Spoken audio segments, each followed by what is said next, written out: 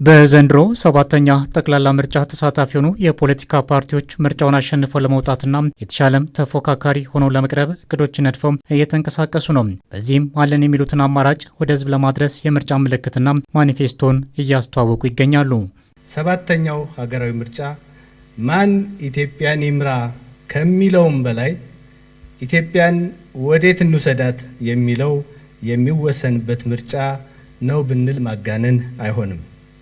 ለነባሮቹ ስብራቶችና ለከረሙ ዳዎች እድል እንስጣቸው ወይስ ላልተነኩ እድሎችና ለሚጠብቁን ተስፋዎች እድል እንስጥ የሚል ይሆናል። ብልጽግናን መምረጥ ማለት ነገን መምረጥ ማለት ነው። ብልጽግና ፓርቲም በሰባተኛው ጠቅላላ ምርጫ የሚወዳደርበትን የምርጫ ምልክት በዛሬው ዕለት ይፋ አድርጓል። ፓርቲውም ኢትዮጵያን ወደ ተምሳሌት ሀገር በሚል መሪ ሀሳብ የማኒፌስቶና የምርጫ መወዳደሪያ ምልክት ይፋ ማድረጊያ መድረክ በዋና ጽሕፈት ቤቱ ባካሄደበት ወቅት ነው ያስተዋወቀው። በሚቀጥሉት 5 ዓመታትም በሕዝብ ይሁንታ ውጤታማ ጉዞውን ለመቀጠል የሚያስችለው የሰባተኛው ጠቅላላ ምርጫ ማኒፌስቶውን አዘጋጅቶ እነሆ ለሕዝብ አቅርቧል። ማኒፌስቶው በየዘርፉ ፓርቲያችን የያዛቸው እሳቤዎች፣ የእስካሁን ስኬቶች፣ የአሁናዊ ሁኔታ ግምገማዎችና ቀጣይ ትልሞችን በሚገባ የያዘ ነው። የብልጽግና ፓርቲ ምክትል ፕሬዚደንትና የፓርቲ ዋና ጽሕፈት ቤት ኃላፊ አደም ፋራ በንግግራቸው ትናንትን ማከም ነገን መተለም በሚል ፓርቲው በ4 ዘርፎች የሚተገብራቸው የፖለቲካና ዲፕሎማሲ ስራዎችን አብራርተዋል። እነዚህም ተግባራዎች በ4 መዎች ያቀረቡ ሲሆን የመጀመሪያው መ በመግባባት ጠንካራና ቅቡልነት ያለው መንግስት መገንባት፣ ሁለተኛው መ በተለያዩ አካባቢ የሚታዩ ግጭቶችን መፍታት፣ በሶስተኛነት የተቀመጠው መ ማስፋት መሆኑን አብራርተዋል። ሶስተኛው መ ማስፋት ነው። ከዚህ አንጻር በሚቀጥሉት 5 ዓመታት በ3 ዋና ዋና ጉዳዮች ላይ እንረባረባለን። እነርሱም የመጀመሪያው የኢትዮጵያን የተጽዕኖ አድማስና ተጠቃሚነት ማስፋት፣ በዚህም የጎረቤት ሀገራት ትስስርንና በአፍሪካ ህብረት በብሪክስና በዓለም አቀፍ ተቋማት ውስጥ ያለንን ሚና እናሰፋለን።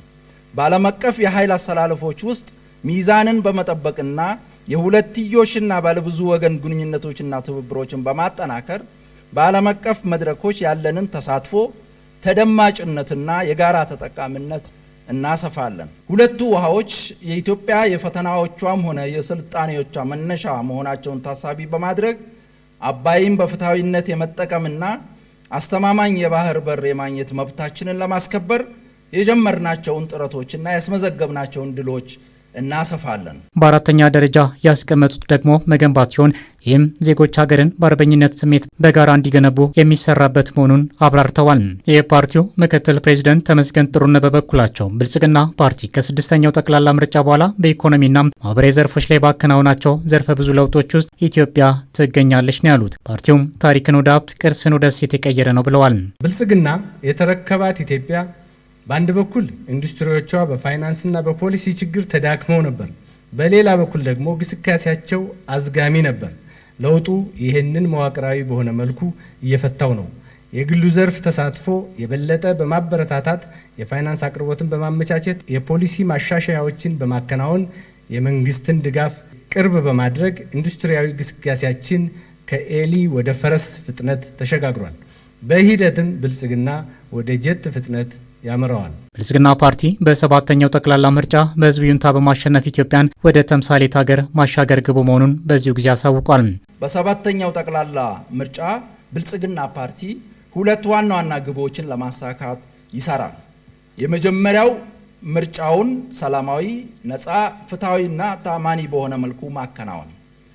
ይህ እንደ ፓርቲ መርህን፣ ህግንና ዴሞክራሲያዊ ተቋማትን በማክበርና በመተባበር ለስኬታማነቱ በቁርጠኝነት የምንታገልለት በሁሉም የፖለቲካ ተዋናያንና በህዝባችን ትብብር የምናሳካውና በኢትዮጵያ መትከል የጀመርነውን ዴሞክራሲያዊ ስርዓትን የምናጸናበት ወሳኝ ግብ ነው። ሁለተኛው ግባችን ምርጫውን በህዝብ ይሁንታ በማሸነፍ ኢትዮጵያን ወደ ተምሳሌት ሀገር ማሸጋገር ነው። ያልከፈልናቸው ዕዳዎችና ያልጠገንናቸው ስብራቶች አሉ። ነገር ግን በቅርብ ጊዜ እንደምናቃልላቸው ፈጠራችንና ፍጥነታችን አረጋግጧል። መላው ኢትዮጵያውያንም ይህንን ተገንዝበዋል። መከራ የሰለቸው፣ ጦርነት ያንገፈገፈው፣ ድህነት ቃርቃር ያለው፣ ኋላ ቀርነት የመረረው ታታሪ ህዝብ አለን። በትክክለኛ መንገድ ወደ ትክክለኛ ግብ የሚመራው ካገኘ ታምር መስራት የሚችል ህዝብ ነው። አሁን ያ ትክክለኛ መንገድ የብልጽግና መንገድ ነው። በመድረኩ ፓርቲውም በአጠቃላይ 169 ገጾች ያሉት የምርጫ ማኒፌስቶን ይፋ ያደረገ ሲሆን ገጾቹም በቀጣይ 5 ዓመታት የሚተገበሩም 15 አምዶችን የያዙ ናቸው።